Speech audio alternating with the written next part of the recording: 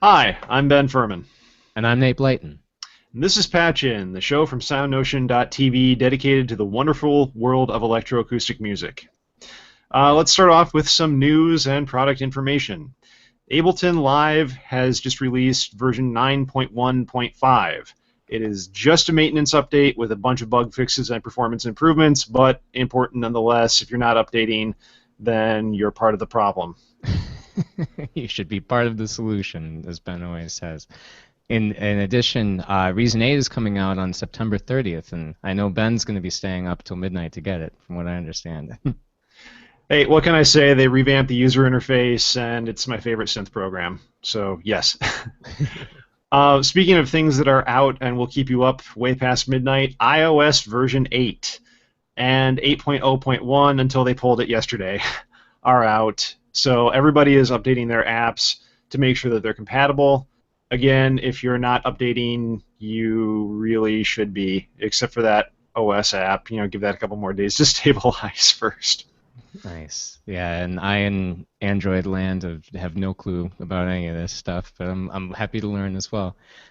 Additionally, Keith McMillan's 12-step is they've released its second version, and man, does it look pretty sweet. You can check it out at keithmcmillan.com. They've got some awesome artists using it, and they even I love this demonstration that they have of running it over it with a cargo van. Seems to be a pretty durable new new controller.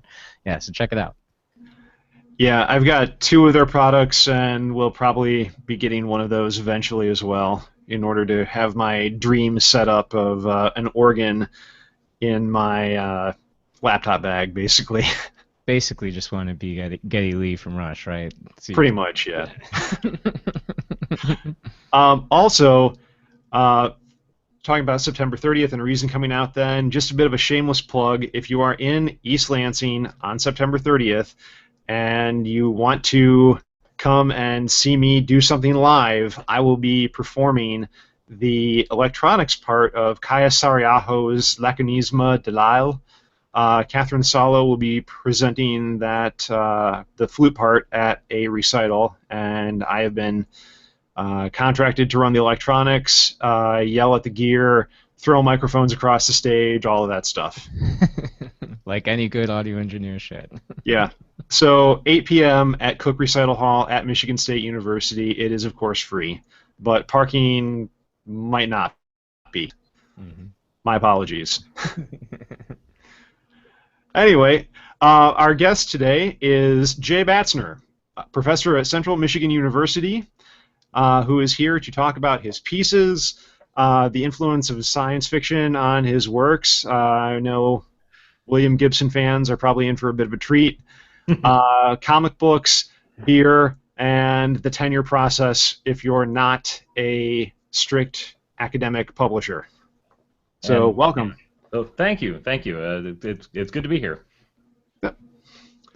Let's begin. I follow Jay on Twitter, so I know that this week is a milestone. You have just turned in the tenure folder. Yes, and by folder we mean file box. I had Yes.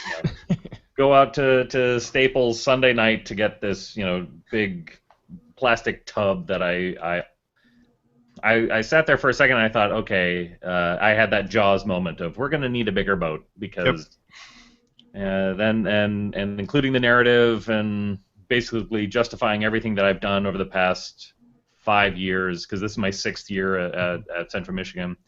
And yep, now it's off in the process. So we'll see how it goes. But the challenge of as you were saying, or kind of alluding to with being a composer, I don't really have the same kind of outlet that many other scholars in music have, where I can write journal articles and boom, that's it. Since and especially since so many of us are self-publishing, Mm-hmm. then you have to make a case for, okay, why aren't you published? Isn't this just a vanity thing that you're doing? So a lot of it, and a lot of my narrative is sort of educating the people that are going to read the narrative and look at my file as to why these things are important or why these things are significant. And there's a certain amount of just kind of making my own case for justifying value in my work. I ended up with like an 8-page appendix of performer bios. So these people perform my stuff. Here's their biography, so you can read about them and see that they are worthy, I suppose. Nice. Right. Well, that brings up an interesting point. With this whole explosion of the internet and self-publishing, that does kind of open up a new variety of ways to get your product out to different people.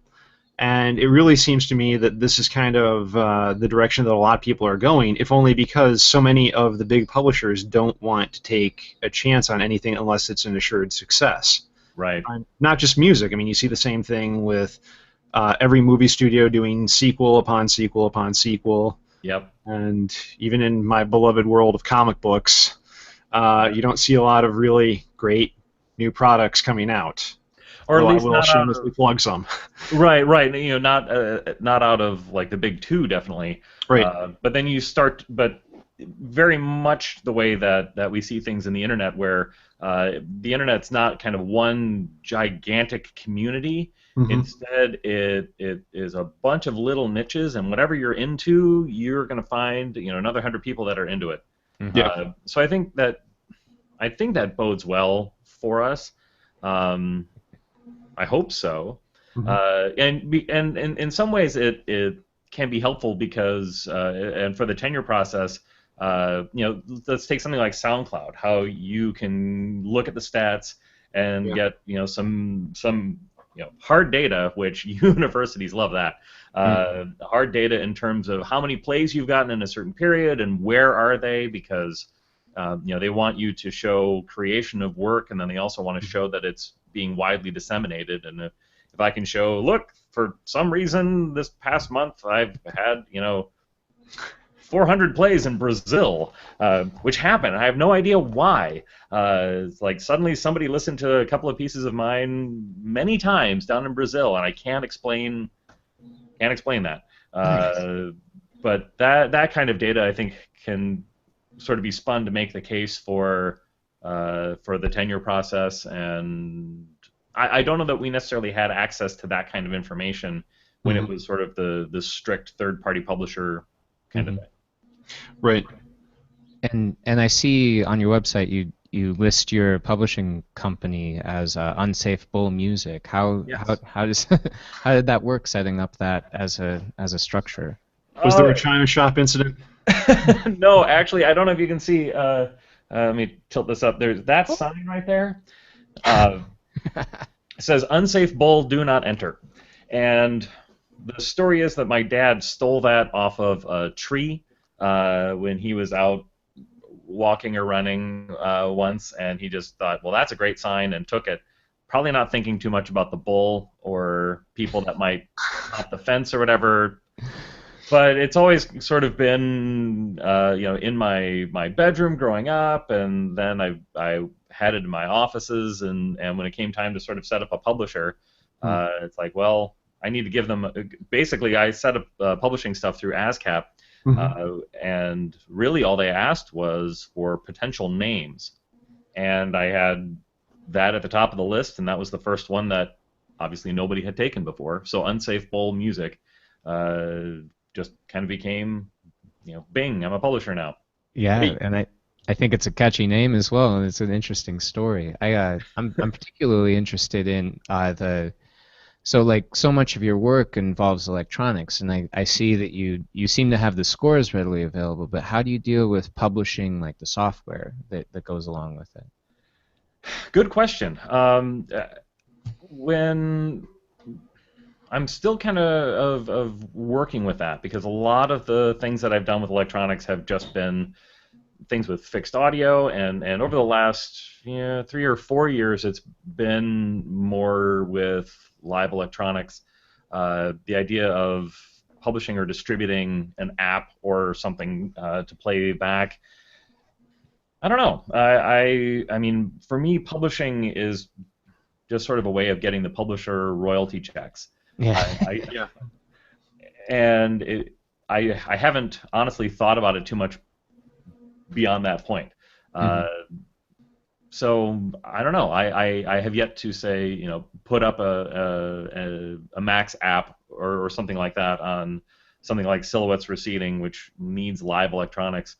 Partially because I'm still a little nervous about that that patch working consistently. Right. And also the pressure has been off because there aren't that many natural horn players pounding at the door to play that particular number. So. Right. I feel like I have a little bit of time. Yeah, time to work it out for sure. Yeah. Right, and that's one thing that I've noticed a lot when looking at not only my own works but in other people's works for Macs. The idea of the standalone app and publishing that. That it seems, in my experience, to work really great if the person who is going to be using it is another Macs user. Right. And knows how to go into audio setup and configure everything for their particular interface. But if I give that to a performer, they have no idea what to do with it.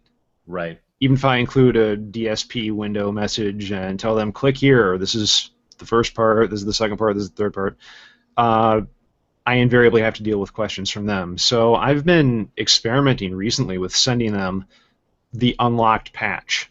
Oh, really? Making it as user-friendly as I can, but still that if they're going to be playing it and they have someone who's running the electronics, that they can go in there and edit it if they need to. Yeah, that makes sense. I mean, I have followed sort of the traditional route of let's hide as much of the stuff as we can. Yeah. Get in presentation mode, throw up a couple of panels, and I'm not a visual designer or person in any real shape or form, but just kind of click here, then click here, hit the space bar at these measures, that kind of stuff. Big green button, right? That's right. That's right. And what I'm working on a lot lately is trying to get works that the performer themselves can trigger.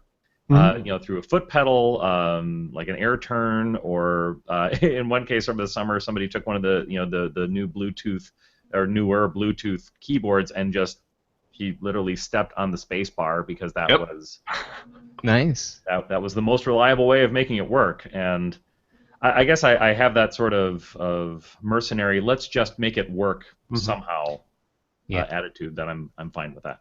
Which I think, just for the sake of time, I'm like, I know you must be a busy person, and like just to get it to happen, like you gotta do whatever you gotta do. Yeah.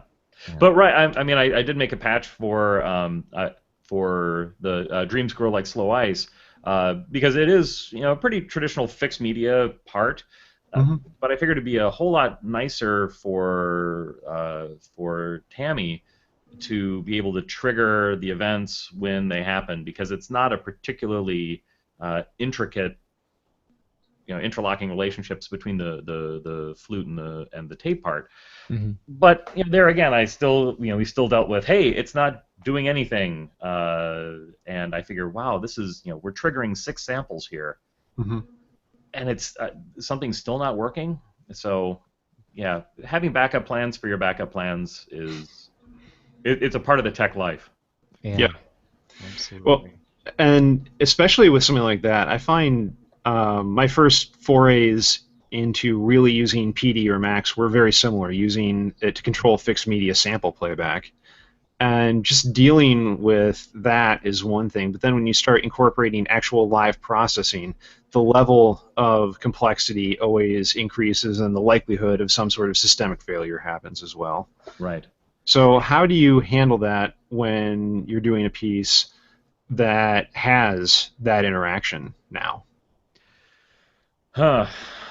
So, well, the probably the most intricate live processing piece that I have is Silhouettes Receding, which is one of the movements of the so-called Supernatural project, and that is pretty much all processing. There's one pre-recorded drone that comes in, but the way that I've dealt with that, it's been a process. I mean, at first I was just kind of having all these little widgets put together, and okay, when I hit A, it triggers this thing. When I hit 1, it moves this preset. When I do this, so when Bruce was playing the piece, I was kind of typing alongside, hitting different cues and controlling things. And it's kind of a running joke around here, where anybody who does a piece that involves live electronics with me, that we never, their part stays the same, and my patch changes every single performance. It's almost like the rehearsals are for me, not them. Yeah. And then I got to a point where I was using a Korg Nano controller, which is a great little thing. You put the little control ends all over the place, and look for this knob, look for this slider, and so on. And that was great. Except then I had to heavily document in the patch what buttons and knobs did what, because I would forget.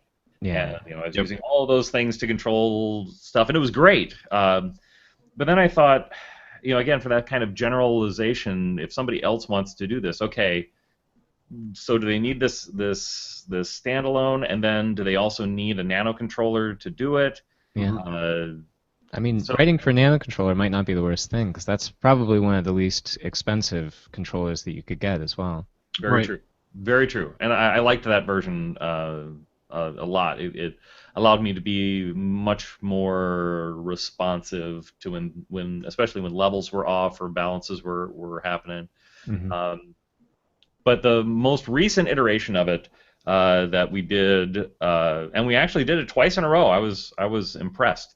Was one where I had rather recently. You know how it is with these programs. It happens with me with Finale. It happens with me at Max, where there are sudden processes that you learn that you can do, and you're like, wow, I wish I would have known that. So the message, being able to use messages with a semicolon and then putting in, for receive, receive something.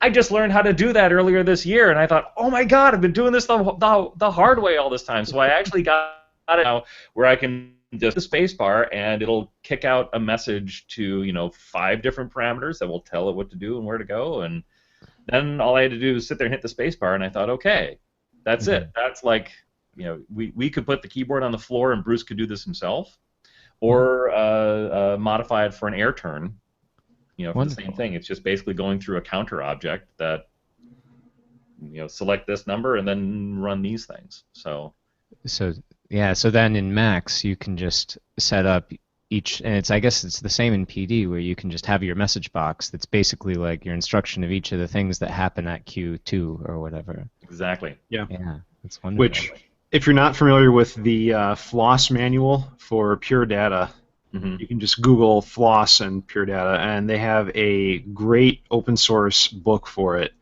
And Chapter 31 is all about how to use those messages. Yeah. Which I'm trying to impart that knowledge to my students, and it doesn't always go through, unfortunately. I'm going to have to check out that manual. I think that sounds like a good resource. Yeah. It's a great resource. Well, with apps like that, and I mean, my own process has been a long and ongoing one. I still consider myself a bit of a novice at electronic music, which is weird because I look back and think, well, my first really sort of successful piece was, I'm going to say, about 2005, and it still feels like I don't really know what I'm doing. There's that issue with Max where it's like, okay, first, can I get it to make sound? Yeah. And for a while, it was just about getting it to make sound. And my first stuff in Max, other than just kind of learning how to make things work, were building sort of audio manipulation widgets. So I wasn't doing anything with live input. It would be load it in a sample, have it do these kinds of, and then I would go throw that into the DAW and work from there. To now where I'm starting to feel like, yeah, okay, I can make pieces using Max. It's been a long thing. And with PD, I've sat down with PD several times to show it to students and such because it's free. Yep. I love that. But it's just different enough to mess me up. I remember looking for, I was looking for a switch object or something like that. It's like, whoa, they've got gate. They don't have switch. You have to build your own. Oh my! Ugh. Exactly. And I want to learn it. I want to get better at it because I think there's tremendous value in open source projects, and the the sound is what's important. I mean, getting the sound and the technology, the sound out of the technology is what's important. The tool that you use for it should be secondary. Yeah, Yeah. that's the theory, right? And Yeah. like, yeah, I mean, so we had Miller Puckett on last week or last month, and I don't know if we've had Max kind of comparison, but like for me, I've been a PD user for since about that time, I guess, 2005, and for me, like, and I've never owned a copy of Max, but I've like used trial versions with each of my computers and different things, and like came upon that situation so many times where like I had to edit somebody's Max patch just a little bit to work with my MIDI hardware or something like that, and so I'd have Yeah. to find a computer that I could change it on, and um like where in PD there's not that because they're fundamentally open and free, but the like everybody uses Max, and like all the pieces are in it. Right. And as a platform, it's so well documented, and so many of the tools just work so well. hmm It's like, yeah, I have a hard time telling anybody to go either way because there's such good things in both. Yeah, I was dealing with a similar issue with Tation because I teach an intro to music technology class here, and I really don't. I mean, I demonstrate everything in Finale because Mhm. I've been working with Finale since before pretty much all of my students were born, and it's the tool that I use. I can make it do everything I want it to do. I don't care if my students use Finale or not. If they want to use Sibelius, fine. They still have to make good-looking notation. They want to use MuseScore, which is something I'm seeing Yeah. more and more students using. I'm fine with it again as long as it looks good, and I'm not going to judge MuseScore because it doesn't look like Finale. Yeah. In some ways, that's a good thing. Although the Feta or Emmentaler, whatever font they're using, I think the treble clefs look weird.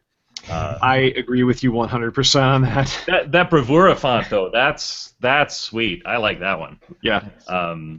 And or the same thing with Lily Pond. I know some people who use Lily Pond, and it's like I've not seen a lot of good stuff done in Lily Pond. I still need, and I've tried to do species counterpoint exercises, Hmm. and it's like, wow, my brain doesn't work this way. I think but again, both MuseScore and Lily Pond are free. If you can make them do what you want them to do, then by all means use them. It's more about the product than it is the software. Hmm. I think some people get turned off when they can tell that it's a Finale score, Right. and so I put some work into trying to hide that fact. Right. Well, Yeah. and I mean, that is always something that I hear from people when they're judging competitions, is that they can tell that a piece was written entirely in Finale or Sibelius, hmm as opposed to having been written out on pencil and paper initially. Yeah. And I personally find that with electronic music that's a little harder to tell, but do you notice similar trends in your students when they're doing electronic projects, that it was all studio and no outside thought, and they're confining themselves to the tool? Yeah, and it's a hard thing in teaching because I don't know. A lot of my own experience has been just kind of I don't want to say autodidactic because I think Mm. that's not really the case. I've gotten some really good instruction. Most of the instruction that I got on electronic music wasn't necessarily on the tech Mhm. of the technology of how to do it, but on the artistic, musical applications and creative stuff. Uh, so very often I'm just kind of messing around with things until I find sounds that I want. And I find where this impacts my students is that I will demonstrate, a couple of plugins just to show how plugins work, Mhm. or what, for example, the Michael Norris plugins, um, those do some great things. And when I say, okay, so here's this bank of plugins and what they do, and here's how to kind of parse out the different parameters of things you can affect and what they do, my students invariably just kind of use the things that I show them, and they don't dive in and get their hands and ears dirty by saying, okay, well, what does this one do? Or what if I do this or that? So I don't know. I part of me doesn't want to demonstrate anything, because if I demonstrate something, that's going to be what my students do. It's almost too much of the sort of monkey see, monkey do aspect, and I want them to create their own sound and not just do the tricks that I do or have been doing. So, and also I try to shake up my process a lot too, where I start to see, okay, I'm using Spear too much, I'm convoluting everything again. I need to, for this patch, for this piece, no convolution. There you go, and come up with a different solution or a different way around it. Nice. Yeah. Maybe it'll be a good thing when I finally upgrade to Logic 10 that doesn't support the Norris plugins because of the 64-bit. Then I'll stop relying on them so much and have to do new things. Yeah. Right. Well, and I've found in general that the environment does influence how some things are done. That if I'm doing a piece in Ableton, I will write a certain way as opposed to if I'm doing it in Pro Tools as well. Yeah.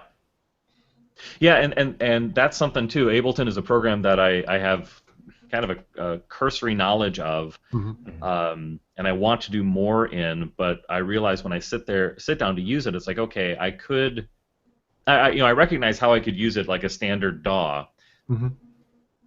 But then why use Ableton? It's like the Ableton's got this whole other facet that makes it so much more interesting and engaging that I almost need to come up with a piece that I can conceive of as an Ableton piece. Yeah. It's almost like transcribing, where I could sit down and write a piece for alto saxophone, and then I could maybe take that and turn it into like a solo trombone piece. But if I was just to write a solo trombone piece, it would have a trombone-ness about it. So I think we need to match our tools to our musical ideas. Yeah, and I think I know in media sometimes when talking about doing this kind of electroacoustic music, they talk about the computer as the instrument. And I think maybe it is more appropriate, as you say, to call like Ableton or Logic or Max or something the instrument that you're writing either as a solo or a duet with something else or whatever. But getting to that idea of the right tools for the right job, we have silhouettes receding. Yeah. Natural horn. Yeah. It's not something that you see ever. No, you're absolutely right. Electronics, especially. Yeah. One summer, I was going to the park with Bruce Bonnell and his daughter and my wife and daughter, and Bruce said, "I have an idea," because Bruce does a lot of natural horn work. And actually he's on sabbatical right now creating a natural horn pedagogy treatise. Although I suppose they would call it a book these days, not a treatise. And he's like, I had this idea of stuff for natural horn and laptop. He goes, and I want to call it supernatural. It's like, okay, I'm down with that. Let's do it. That involves, natural horn. You're right. It doesn't get used a whole lot these days, unless it's doing period instrument work. But I remember, and I said, I remember sitting in my car being transfixed by a recording of the Weber concertino for horn and orchestra that was played on natural horn, and it was ridiculously awesome. And he's like, oh yeah, that's the Tony Halstead recording on this, and so on and so forth. And it's a legendary performance of the piece, and it does not put any limits on the horn. No limits on the instrument whatsoever. I mean, there's multiphonics in the cadenza for it. It's crazy. And so the idea of writing for natural horn didn't seem terribly limiting. And Bruce was very helpful. I mean, I have a bit of a brass playing background. I used to play trumpet, so I have the idea of the overtone series and what they can play open and so on. And then he was very helpful about showing where So I built this scale of, okay, these are the notes that are open. These are the things that he can just kind of cup, and these are the things that he can stop. And this is the range of it, and all those good things. So then I used that as the whole vehicle of structuring the piece. So there are a lot of notes that you get from stopping and blocking the horn entirely, and it gets a very, just like a stopped horn sound and muffled. And I thought, okay, that's the progression. We're going to start very kind of hectic and twitchy on these very stopped notes. So I wrote the first third of the piece is all pretty much stopped, kind of coming to sort of cadential arrivals, if you will, on open notes. Mm-hmm. And then we slow things down into a more lyrical section that's made up almost entirely of open notes and open passages. So the electronics kind of do the same, where I really use the heck out of the SoundHack Bubbler app thing in Max. One of my absolute favorite plugins for DAWs, Max, PD, whatever. Yes. Yeah. Yes. Love the Bubbler. And that's probably going to be one of the things I'm going to have to get rid of. It's like, okay, you're bubbling too much. Go do something else. So, using the Bubbler first in these little short bursts when it's muted, and then for these longer clouds of sound for the longer lyrical line. And yeah, it was a heck of a lot of fun to do. The original title for it I actually got from a Flaming Carrot comic. Yes. I called it Golf Balls the Size of Hail. And it was kind of a funny, because I thought, okay, and that's going to be the delay thing and so on, and that was my hook into the piece, was this, golf balls the size of hail and the bouncing and stuff. Mm-hmm. And then came the longer lyrical section, and we gave the first performance of it at Electronic Music Midwest, and I'm very grateful to two people for this, because Eleni Lilios said, that's a really nice piece, but it's kind of a jokey title, and I think you need a more serious title for that piece. Which is like, cool, yeah, awesome. I like that. I like that critique. Yeah. And then throwing around a couple of ideas, David McIntyre came up with Silhouettes Receding, and it stuck. Although Bruce still performs off the copy that says Golf Balls the Size of Hail. To him, he always calls it golf balls. Yeah. That's brilliant. We wrote a companion piece for it called Ghost Circles, and that's more of a drone with a tune over it, and that is the one that I need to go and revise so that I can just hit the space bar and use all the message objects again. Yeah. Mm-hmm. Absolutely. Yeah.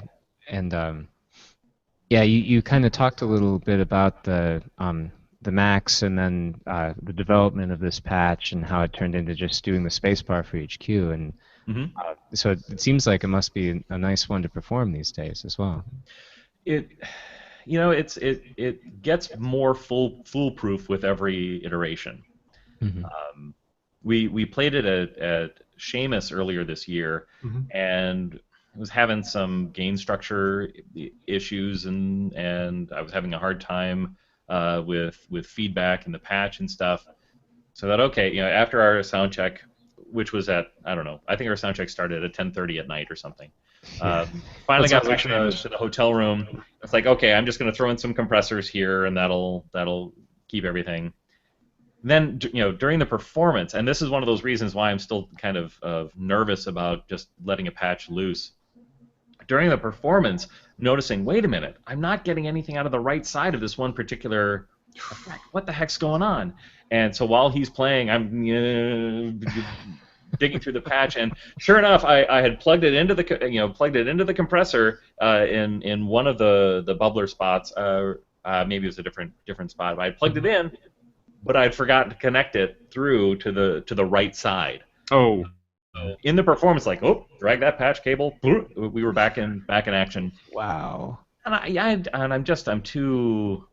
I don't know. I don't have enough self-confidence to think that I can send an app like that loose and have it work. Like Sariaho. You were talking about the Sariaho. I mean, we get these Max patches that were done in like Max 3. Yep. And you're doing the Japanese gardens, and you open it up and look at it, but it works. I don't get it. How do they still work? Oh, I actually did Japanese gardens about a year ago, running electronics for that, and I had one of the worst experiences of my life getting that patch to work. Oh, I'm sorry. Actually, it was the problem was they sent it to the percussionist, and the percussionist was working on it, and he had no idea how to get it to work with his interface. Okay. And everything was frozen, locked in presentation mode. There was no way to edit it. And it had a call to a very specific ADC output that was not, he just physically did not have that many outputs on his interface. Oh, okay. So, fortunately, after 2 hours of fussing with it, we were able to download the updated version of that. Okay. That the publisher had not correctly sent him originally. So. Yeah. Nice. Yeah, and that's always the thing, especially with the software. Like, you don't, I mean, when you get a score, you don't, like, I don't know, have 6 different versions of the score all available online from different sources. Right. Yeah. It's not like if you're using this model of instrument, you need to use that. You need if you've got a Yamaha flute, then use this one. If you're using a Powell flute, you need this edition. Yeah, and if you're playing on an A clarinet instead of a B flat one and just transposing, it'll still make sound instead of just like completely crashing or something. Yeah, right. Yeah, and I don't know what it is about. I think just being around the genre, you develop a sense of paranoia. Mm-hmm. Because I made a connection once to NASCAR, where you go to an electronic music festival and it's kind of like NASCAR. I don't watch NASCAR. There's going to be at least one crash. Yeah, it's like you're watching people push technology to the limits, and sometimes it just becomes a fiery ball of wreckage, and you sit there and you watch and you think, ooh, man, I'm glad I'm not in that car. And we've seen Max patches melt down in the middle of performances, and your heart goes out to them. So like, oh, I feel so bad. Just you know that it could happen to you, Right. And at one point it's going to be your turn to have that happen to you. And we've all had that happen. Oh, absolutely. Yeah. Well, and the one thing that I've been starting to wonder about myself is we have this constant shift in technology, and Moore's law, everything keeps getting better and faster. What happens nowadays when a program becomes obsolete? Like if you write a piece for Digital Performer, which everybody seems to be moving away from, in favor of Ableton or just doing everything in Max, what happens when that program is no longer supported? Right. Well, and I've been very much in admiration of some of the performers who have become almost electroacoustic music archaeologists. I'm thinking a clarinetist. Is it David Wetzel? That I think that's right. I'm sorry. Of course, get me on microphone and my names just go. Where he learned as a clarinetist, just learned Max so that he could reproduce older works that used where the only way that you could perform this piece was by nailing reel-to-reel tape recorders to the floor X amount of feet apart. And he's like, well, I want to play this piece because it's a cool piece, I can't do this, but I can I can learn Max in order to make the delay lines work. Yeah. Nice. And there was something about that with the Subotnick piece, because I mean, well, there's a guy who changed things Yeah. all the time. I mean, he would sort of encounter a system, write some kind of epically cool piece in that system, and then walk away from it. And there have been folks that have gone through and sort of reconstructed some of his pieces to be performed by more contemporary technology. Mhm. I love it when performers do that kind of thing. That makes me happy. And Yeah. Yeah. It seems like it's David Brooke Wetzel. You that's can it. see, That's see it. his, yeah, see his stuff at davidbrookwetzel.net. It sounds like a great guy. And yeah, in this way of working, I know. I think I met him just a couple of years after I had started working with Max seriously, and I thought, wow, you're a performer and you're learning Max on purpose? That's awesome. Well, and that's one of those things that as music keeps changing, and as the universities need to reflect that as well, in my humble non-academic viewpoint here. Sure.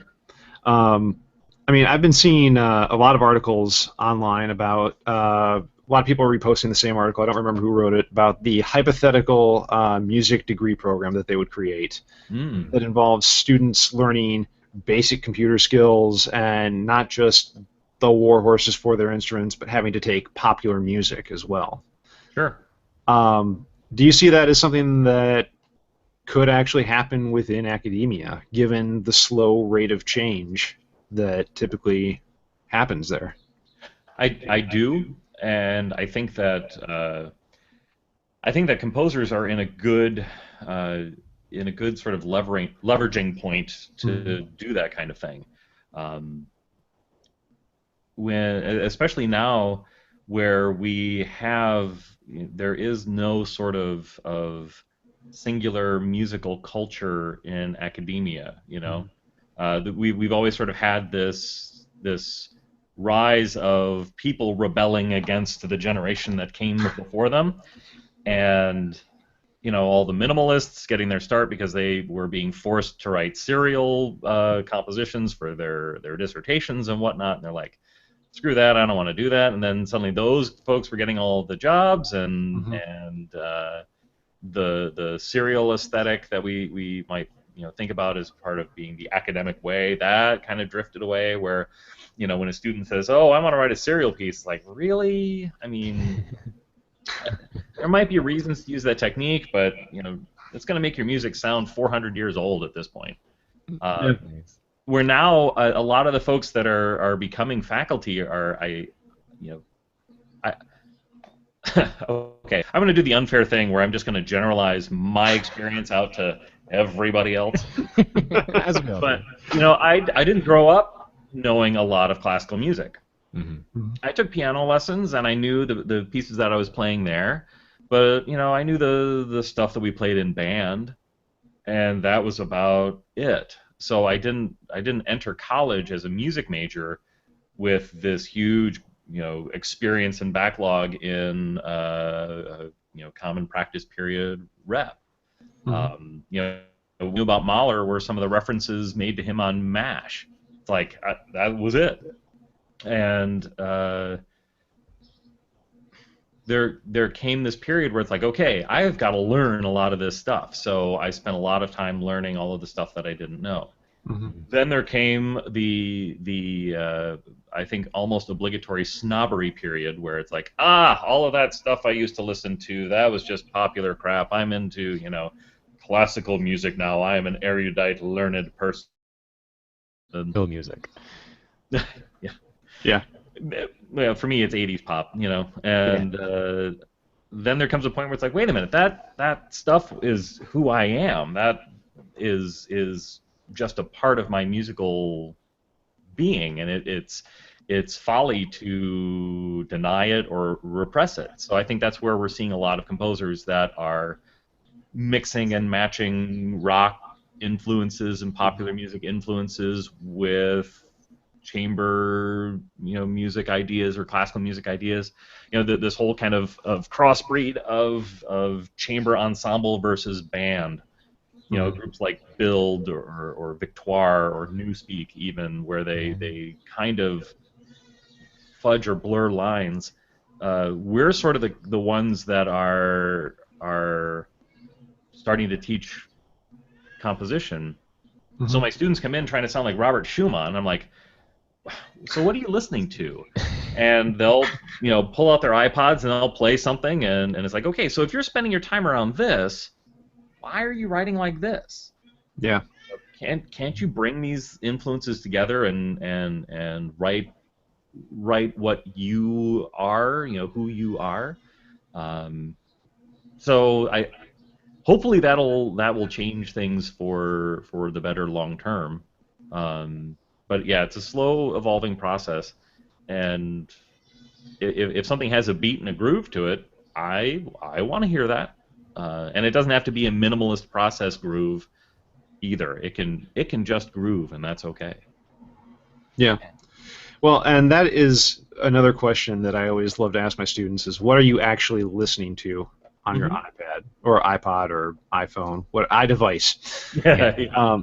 I mean, in my case, when I get a brand new comm student, the first thing they always bring me is a theory exercise that they've written, or something with an Alberti bass, and it's like, really, dude, really?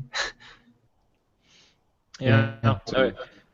Film scores are things that I get a lot of students that they come in their very first semester, so they want to write an orchestra piece, and God bless them, their souls have not been crushed yet. So you think, okay, do I want to let you do this? But you start to ask some of the practical, pragmatic questions of, okay, what orchestra is going to play this? We have at CMU we have an orchestra composition competition where scores are due in December. So it's like, okay, let's get it ready for that. And sometimes it's also encouraging students to take their ideas and come up with smaller ways of working out things before they launch into a full-on big ensemble thing. I'm big on etudes. I mean, I love it when my students write short pieces that do one focused etude-like thing. I don't think anybody gets in and out of my comp studying without sitting down with Carter's 8 Etudes in a Fantasy. It's like, ooh, great piece. He's got like no ideas here, ascending half step and eighth notes. That's it. It's like that's friggin' it. Yeah. Nobody plays more than 2 eighth notes in a row, and he gets 2 minutes of music out of that. Yeah. And challenging them to kind of do the same.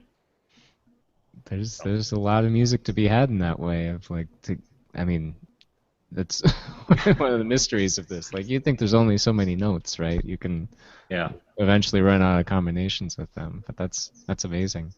Right. I was wondering with this realization that you had of owning your background of this 80s pop music or whatever, do you find that has that worked its way into your composing as well? Yes. Some of my friends would say almost too much. I went through a period where I did a lot of pieces that were sort of directly drawing on 80s pop tunes. A collection of solo marimba pieces called Songs My Radio Taught Me. Nice. And they're all sort of abstractions of 80s pop licks. Okay. They were a heck of a lot of fun to write. They're really hard to play, unfortunately. They were a little bit too hard. Or at least harder than I wanted. But then that kind of kicked off some things where I was asked to write some cello music, so I ended up thinking, oh, you know what? There's that. One of the greatest, cheesiest videos of the early 80s is the Sweet Dreams video by the Eurythmics. Nice. Oh, yeah. I could just remember the synth solo being played by, cellist in a rowboat, and so I used that. I made a passacaglia out of it, where as it evolves, you start to hear what's coming up. Electro-acoustically, I have a work called Ludwig van Halen, which is a quasi mashup. It doesn't have quite the quite the skills that a true mashup artist these days would have. But I took Van Halen and Beethoven and kind of spliced them together and fade in and out of them and juxtapose them, things like that. And actually, I am writing an orchestra piece right now for the CMU Orchestra, and it's Songs My Radio Taught Me Book 2. So is this the 90s then, or? No, it's still 80s. Still 80s? Yeah, there's Still still a lot of material to work through, I'm sure. Right. Oh yeah, yeah. But again, it's a motivic thing, and I guess I kind of like punchlines because part of it, I want there to be a certain question about what is this that you're listening to? What's the I don't quite get it, and then there's some kind of delivery where you suddenly realize that, oh wow, I've been listening to Bon Jovi. So it's fun. Well, I hope to someday hear a new piece of yours, like the duet for oboe and Yamaha DX7 or something. That would be awesome. Yeah, that honestly, if I had my druthers, I'd probably choose the SY77 over the DX7. All right. I spent Yeah. many a semester poring over that instrument. Yeah, and so then we just need to like have some wonderful keyboard player develop a max version of these keyboards or whatever, and then. Well, I know the DX7. There's a really nice rack extension for Reason for the DX7. But, Okay, sure. Yeah, I don't think anyone's taken on the SW though. Yeah. Well, maybe as this new people latch on to Reason 8, they can pick up the DX7 and start this piece. It'll be great. Well, they released the rack extension SDK, so any programmers out there, Nice. please send any demo versions to patchin@soundocean.tv and Yeah. yeah. Wonderful. Yeah. This is great. So, what do you? What's next for you? I know you just had a new piece for percussion and electronics as well. Yes, that one. That was kind of a different one for me because I started off and I basically wrote the electronics all the way through, and then thought, oh man, right, there's supposed to be a percussionist going on too, and it's kind of a foray into algorithmic composition to an extent as well. The electronics are live, but there's really no processing going on. Instead, it's just kind of generating things on the fly and creating textures that are different every single time. Yeah. That patch has also evolved and changed. First, it basically ran on a timer. So he was watching the seconds go by, and when we hit 90, then this happens. But the latest iteration of that uses his air turn. And by him, I'm talking about Andrew Spencer, who's the percussion faculty here. And he was going to do a performance of some pretty out there percussion music at a place called The Block in Muskegon, and wanted me to write a piece and encouraged me to be crazy. So I took him up on that. Nice. And he has an air turn, so I developed a version of the patch that worked on his air turn triggers, so he can play. It's a fairly improvised percussion part where I again kind of gave him textures and things to do or ways to interact with the sound. And as it goes along, it works better as an improvisatory setting, because then he can play the gesture for as long as he needs to play the gesture, and then trigger it for the next thing. Nice. Yeah, I'm looking at the score right now. Yeah. This is one of the more interesting scores that I've ever seen. Well, thank you. Doesn't tell you much, does it? It does not, which is kind of the appeal to it. Mm-hmm. In Well, that everything is so open for how it's structured. Andrew's a very, very theatrical performer. So that I knew that I was writing for him, I knew that I could give him something like this, and he would just run with it. And he would have all kinds of great things to do with it. I don't know if just kind of percussionist I don't know wanted to do a piece that I would do something quite that loose. And the electronics are pretty rigorous at times. It's a noisy piece. Yeah, especially that introduction.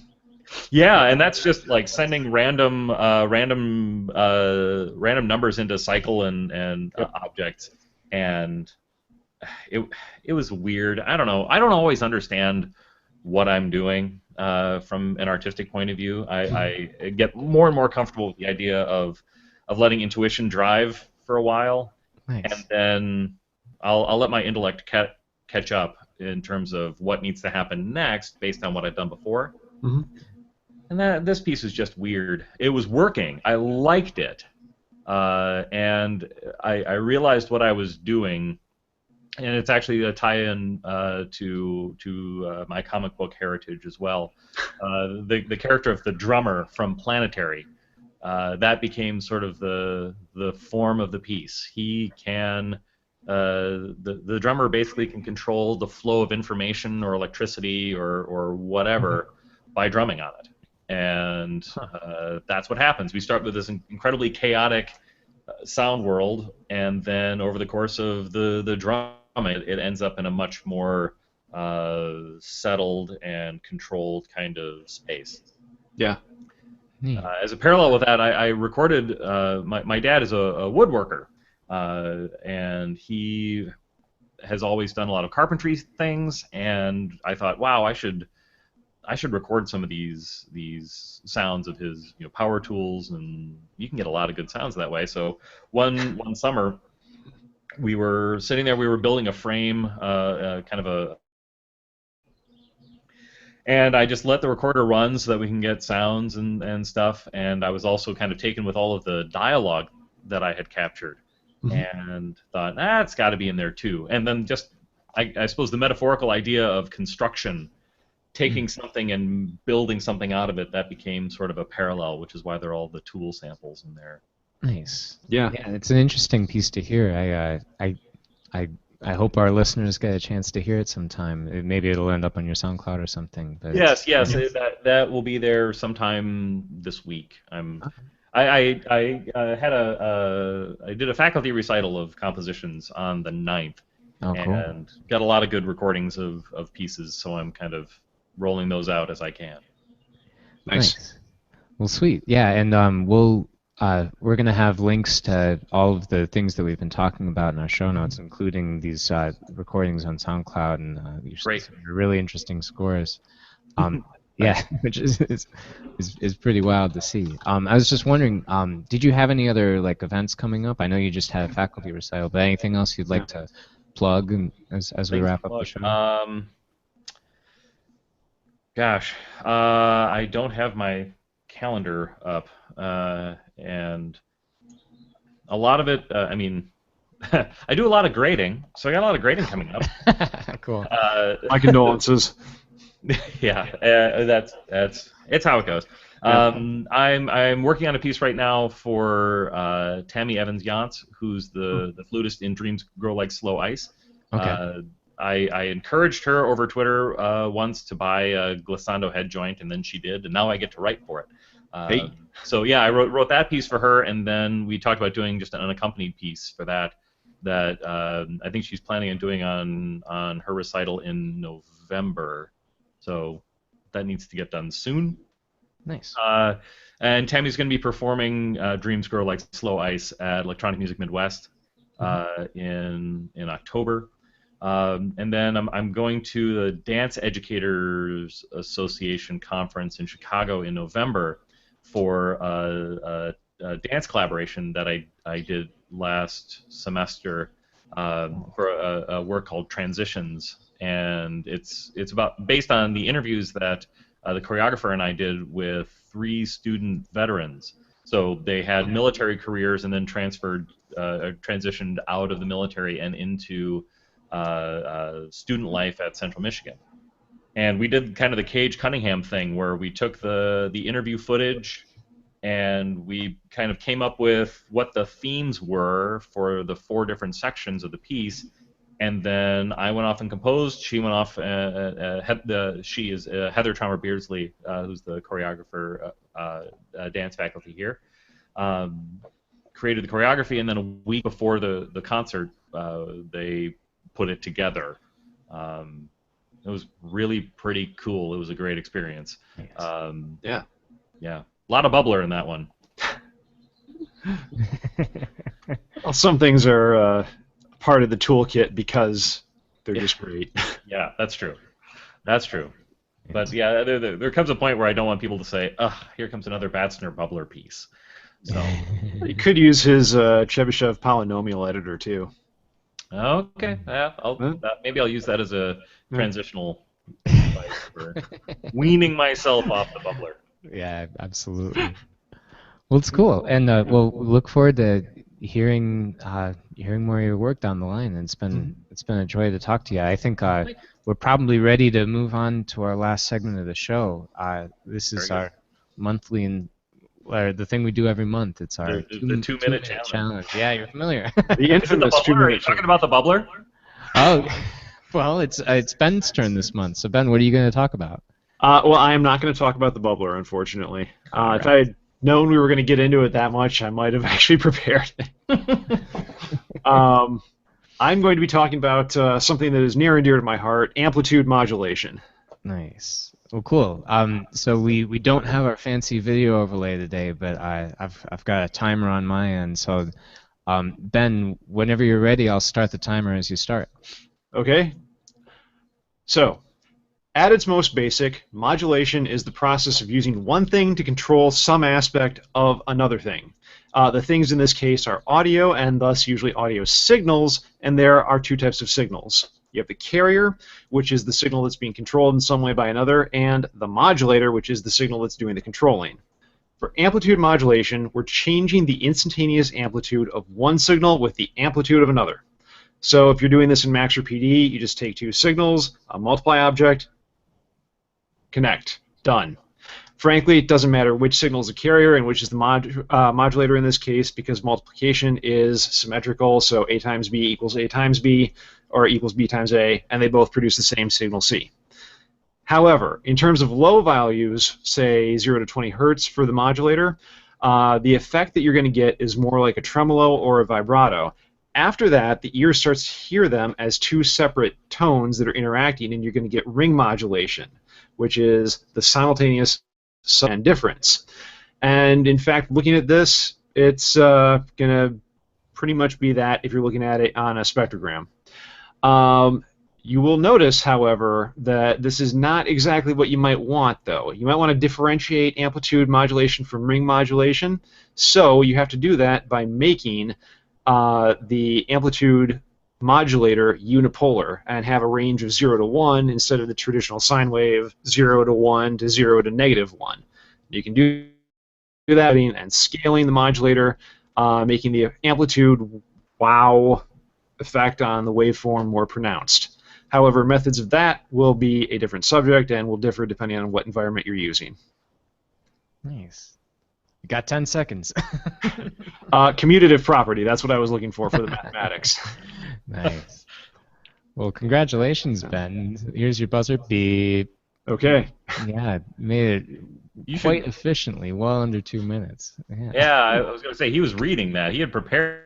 You should almost draw randomly out of a hat or something like that, and then have to go almost, Yeah, much closer to what I end up doing when it's my turn, embarrassingly enough. Yeah, I'm afraid that if we draw stuff out of a hat, that I'm the one that's going to get Fourier transforms. Yeah, right. Yeah, and that also gives away how I teach. It's like, okay, 2 minutes before class, what are we doing? Go. No, I take 5 minutes. Well, if I had 5 minutes, I would actually do this in PD or Max. Yeah, right. Demonstrations and stuff. Yeah, eventually our tech will get a little high and do audio examples as we go. Right. Yeah, but Ben, excellent work with the 2-minute challenge, and thanks so much for bringing in our guest. And Jay Batzner, thanks so much for joining us. Well, thanks so much for having me. This was a lot of fun. Yeah, it's a great time for us too. So you can check all of Jay Batzner's stuff out. It's jaybatzner.com, is that right? Yes. Yeah, and he's on SoundCloud. Apparently, from what I understand, he's a great follow on Twitter as well. So check that out. Yes. And but yeah, thanks again for joining us. This has been episode 11 of Patch In, part of the SoundNotion.tv network. We're going to have our show notes will be at soundnotion.tv/pi, and we'll have documentation of all the things we talked about, links to the pieces that we were talking about, and everything that you can hear, you'll be able to hear there. But yeah, thanks again. Please, if you feel so generous, support our show. We've got different ways to donate to the show on soundnotion.tv. We've even got this Amazon kind of like affiliate search thing. So if you had something you're going to get on Amazon anyway, go and get to it through the search box, and we'll get a little bit of a kickback. And it's a nice way to support what we do. But yeah, check out our show. It's at soundnotion.tv/pi, or you can find it in the iTunes store or whatever kind of podcatchers you use. Thanks again, Jay, and my name's Nate Blyton. I'm Ben Furman. And this has been another Patch In. See you next month.